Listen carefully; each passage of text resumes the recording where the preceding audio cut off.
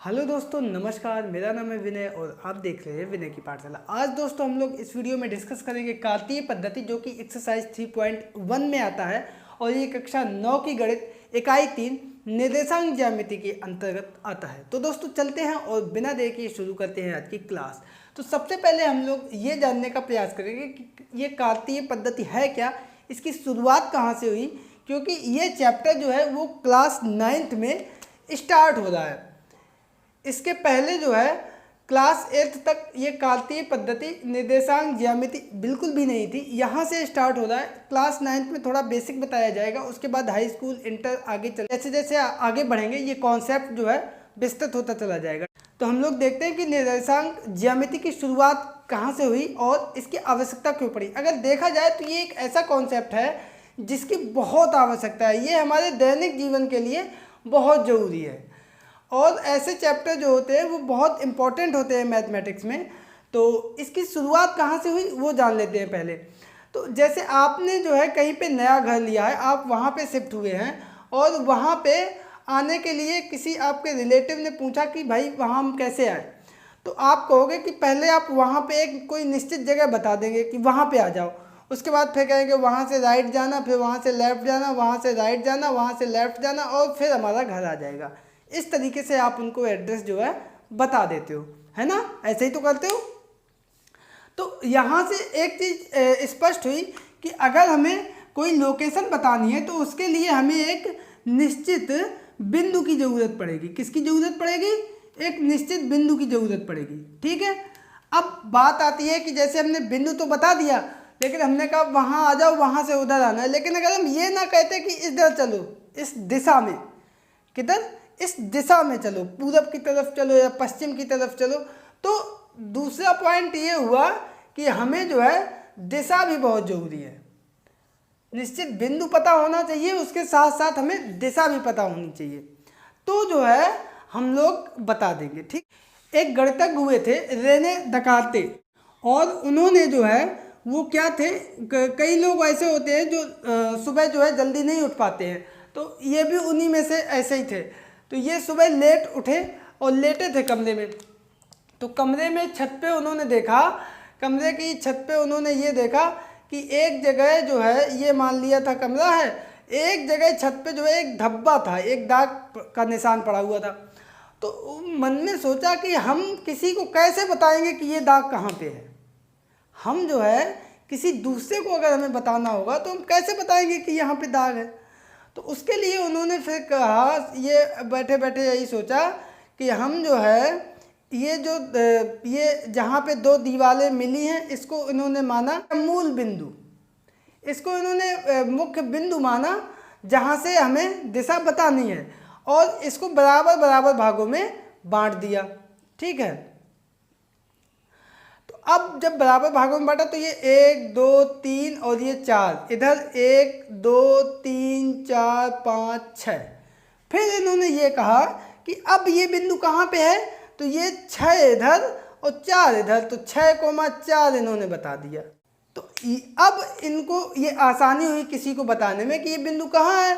तो उन्होंने कहा पहले ये एक पैमाना नाप लो और उसके बाद उसको बता दो कि 6 4 पे बिंदु है, तो ये पता चल जाएगा।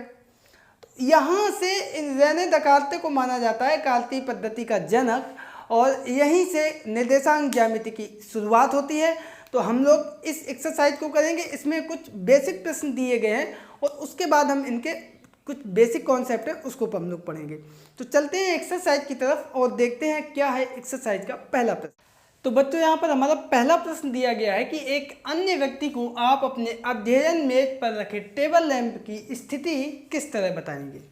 तो मान लिया हमारी ये एक टेबल है, इस तरीके से चौकोर होती है ना, और इसमें कहीं पे भी एक जगह लैंप रखी है जिससे हम लोग पढ़ते हैं। कहाँ पे रखी है?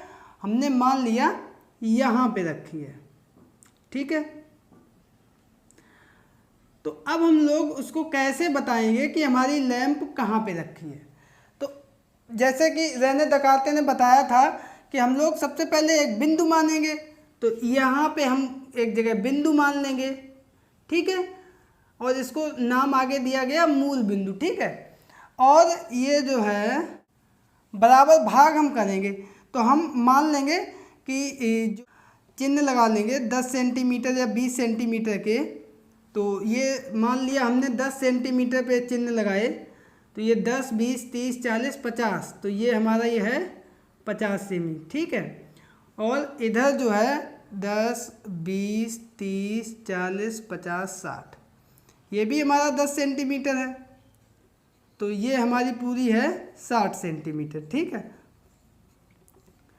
तो अब हम उसको कैसे बताएंगे, इधर 1, 2, 3, 4, 5, इधर 5 पॉइंट चले, और इधर 1, 2, 3, 4, 5, 6, तो इधर हम कहेंगे 5,6 पे हमारी टेबल लैंप रखी है, ठीक है, जहाँ पे हमने माना है 10 सेंटीमीटर बराबर एक खाना, ठीक है। तो इस तरीके से हम बड़ी आसानी से उसको टेबल लैंप की अपनी स्थिति बता सकते हैं, ठीक है। तो ये था मेरा प्रश्न नंबर 1, बहुत आसान था। दूसरा प्रश्न भी हम लोग देख लेते हैं। तो बच्चों हमारा यहाँ पर दूसरा प्रश्न दिया गया है सड़क योजना करके, बहुत बड़ा प्रश्न है, हम किताब में पढ़ रहे हैं। यहाँ पे आप इधर देख सकते हैं, एक नगर में 2 मुख्य सड़कें हैं जो नगर के केंद्र पर मिलती हैं। ये दोनों सड़कें उत्तर दक्षिण की दिशा और पूर्व पश्चिम की दिशा में हैं। तो मुख्य सड़कें 2 हैं, एक ये सड़क हो गई, ऊपर होता है उत्तर और किताब में नीचे होता है दक्षिण, और एक है पूर्व पश्चिम, तो ये है हमारा पूर्व और इधर ये है पश्चिम। ये 2 मुख्य सड़कें थी, तो ये हमने मुख्य सड़कें बना दी, थोड़ा सा इसको हमने मोटा भी कर दिया, ठीक है। आगे हमसे कह रहा है कि नगर की अन्य सभी सड़कें इन मुख्य सड़कों से समांतर परस्पर 200 मीटर की दूरी पर हैं, ठीक है। प्रत्येक दिशा में लगभग 5 सड़कें हैं, 1 सेंटीमीटर बराबर 200 मीटर पैमाना। मैंने क्या बोला था, पैमाना एक मानना पड़ता है। ये तो जो चौराहा बना ये हमारा हो जाएगा यहाँ पे बिंदु, आगे चल के हम इसको बोलेंगे मूल बिंदु। और पैमाना जो मैंने बोला था एक लेने को, तो यहाँ पे पैमाना इन्होंने दिया है 200 मीटर बराबर 1 सेंटीमीटर, ये पैमाना ले लिया, ठीक है। 5 सड़कें बनी हैं, 5 सड़कें प्रत्येक दिशा में बनी हैं, ठीक है। तो हम बना लेंगे 1, 2, 3, 2 नीचे भी लाओ बना दें, 4, 5। नाम इधर हमने दे दिया इनको, इसको हमने लिख दिया सड़क 1, इसको हमने 2, इसको 3, और ये सड़क 4 और ये 5। इसी तरीके से इसमें भी एक सड़क ये, एक सड़क ये, एक सड़क ये, 2 सड़कें हमने पीछे भी बना दी, ठीक है। इसको हमने नाम दे दिया सड़क 1, ये हो गई 2, ये हो गई 3, ये हो गई 4 और ये हो गई 5, ठीक है। 5 सड़कें ऐसी हैं, 5 ऐसी बन गई। अब प्रश्न हमसे ये कह रहे हैं सड़कों को एकल रेखाओं से निरूपित कीजिए। तो आधा प्रश्न हमने कर दिया, निरूपित कर दिया।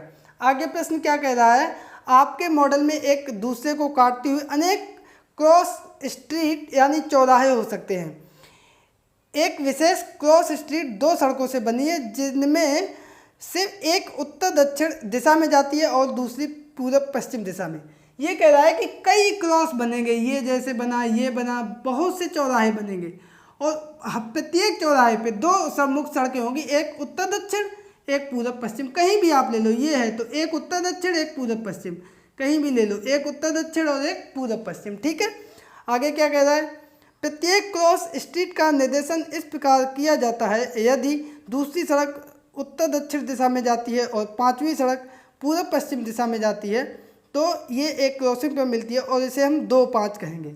अब 2-5 जैसे दूसरी सड़क उत्तर दक्षिण, तो पहले उत्तर दक्षिण वाली गिनते हैं, बाद में पूरब पश्चिम वाली गिनते हैं, कहने का मतलब ये है।